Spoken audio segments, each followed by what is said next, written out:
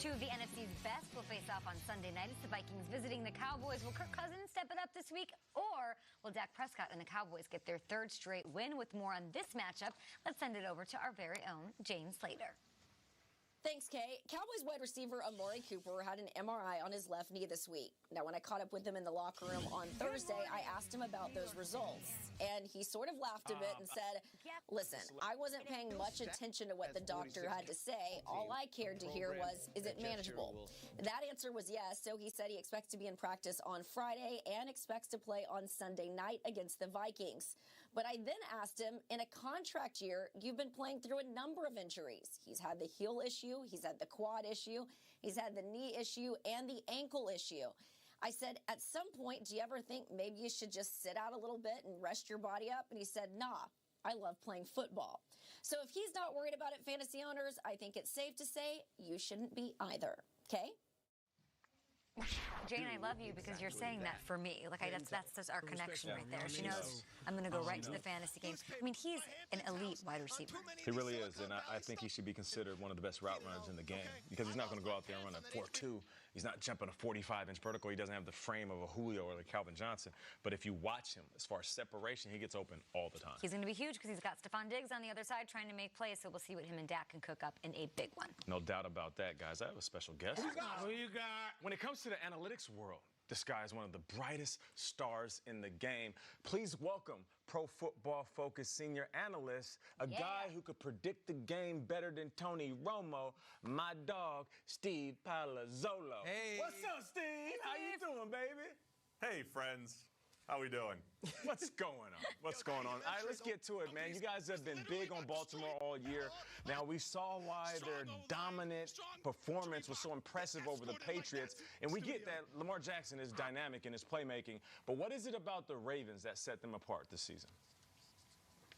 Yeah, they're just essentially finding the edges everywhere from just how they're using Lamar Jackson. You know, when he came out of Louisville, we said, you got to use him in the design running game. Obviously, Baltimore has it. They've embraced that. And, you know, the other night averaging almost 4 yards before contact for Mark Ingram. Lamar Jackson helps to set all of that up. Lamar's taking care of the ball. And then John Harbaugh, right now, the leading candidate in PFF's Coach of the Year rankings, just because of all the great decisions that he's making, when to go for two, when to go forward on fourth down. He has been the best in the league. We saw that Sunday night, a key 4th and 4.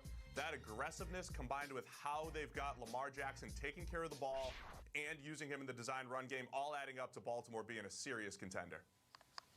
Patriots lost this one. So on the other side, we do a segment here on the show called Heavy Lifting, where we try to poke holes and say that things are wrong with the Pats. The defense was historical up to the point of the Ravens, and then they sort of let the team down. The offense, is it enough? Can they get the run game going?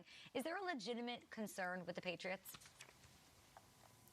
Yeah, I mean, I think the Patriots are still, you know, the favorites in the AFC and maybe the favorites in all of the NFL to win the Super Bowl. They've got a track record of success on offense and that defense. It's not going to be the 85 Bears by the end of the year once they go and face, you know, Dak and Wentz and Mahomes and Watson over these next few weeks. But we saw this defense last year be, you know, more than capable of making plays when they need to. I expect the offense to get a little bit better.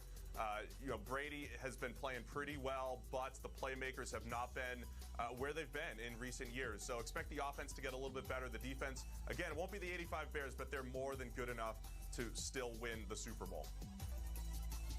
Steve, I look at an incredibly talented guy with epic hair. Not necessarily you. I'm talking about Patrick Mahomes in this case. It looks like the Chiefs will have him back this weekend, but the offense still looked good with Matt Moore. Was there anything that you guys took away from Kansas City's ability to move the ball without Mahomes? Yeah, I mean, going back to the fact that we're able to now kind of, you know, quantify how much coaches really matter as far as offensive production, as far as play calling goes. Andy Reid has annually ranked as one of our best play callers in the NFL. How many, you know, how is that passing offense working above and beyond essentially what the players are doing? And, you know, on both sides of Patrick Mahomes, we have evidence of this. Alex Smith had the highest passer rating in the NFL back in 2017 before Mahomes took over. And now we have Matt Moore with incredible numbers this year because of Andy Reid and those playmakers, Tyreek Hill, Travis Kelce, all the screen game that Kansas City has. Matt Moore had 86% of his passes at the sticks that were open. That's number 2 in the NFL. So that's a scheme and playmaker type of thing. So Kansas City has it going as far as the coaching and playmakers go, and then you add Mahomes into the mix. Of course, he's special. So the system helps, and Mahomes being special helps. But yeah, we've seen Kansas City be able to still remain productive even without Mahomes. All right, let's talk about the only undefeated team in the NFL, Steve, the 49ers. We had a very serious segment earlier in the show called Wall Streeters, and one of the characters on the show said that he doubts this team from Silicon Valley because they still haven't played the Seahawks twice, the Saints, they still got to play the Rams again, and oh yeah, the Ravens. What do you make of this 49ers team as we know their schedule is about to get really tough? Yeah, I mean, I expect them to lose a few games along the line there with that difficult schedule, but just an amazing turnaround defensively. Last year, our number 27 pass rushing team, our number 32 team in coverage. Now they're second in both parts, in both pass rush and in coverage, adding Nick Bosa, having a healthy Richard Sherman, and running that scheme extremely well, that old Seattle cover 3 scheme that they run there. So very impressed with what the defense has done. It'll probably regress a little bit with the schedule, but I think they'll have to put a little bit more on Jimmy G's plate. We saw him coming off of his best game of the season last week against Arizona. I expect San Francisco to just be, one of the better teams in the NFC, but they'll regress just a little bit to the pack with a difficult schedule. Back against the wall, at home, last primetime game ever to be played in that building. Kyle, you mentioned it. Matt Millen, a beloved Raider, lighting the torch. Everything. MVP at this point. We got to get Nostradamus together with the trade bot guy. Yeah, The MVP and we've got a marquee It's matchup. going to be a QB-driven award. They move the needle more than any other position. So look no further than the top quarterback in the league. It's Russell Wilson.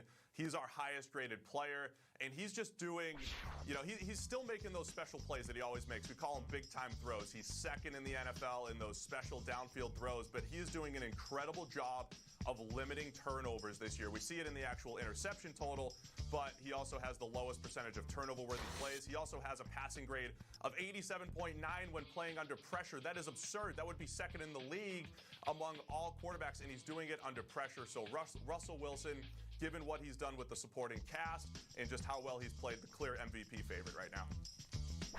We like to hear that here on the show. Now, based on what you've seen through the first half of the season, crunching the numbers, looking at the tape, who do you think we see playing in Miami come February?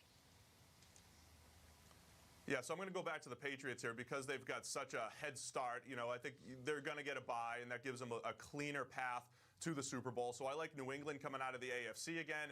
And then I really like the Saints in the NFC. I think we're going to see the old guys. I think Brady and Breeze in the Super Bowl. Love what the Saints did without Breeze. They showed that they could play a full team game, but Breeze is obviously still an upgrade over Teddy Bridgewater. I think this is the year that they get back to the Super Bowl, and it's going to be a legendary Brady-Breeze Super Bowl in Miami.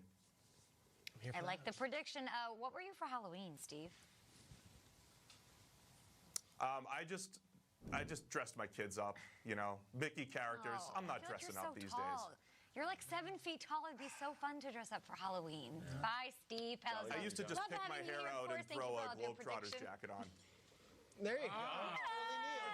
There we go. Jonathan Nice. Giant. Yeah, that's cool. Like flex. Anti-analytics Luddite.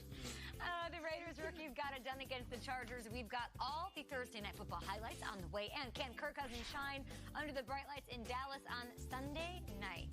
Can he?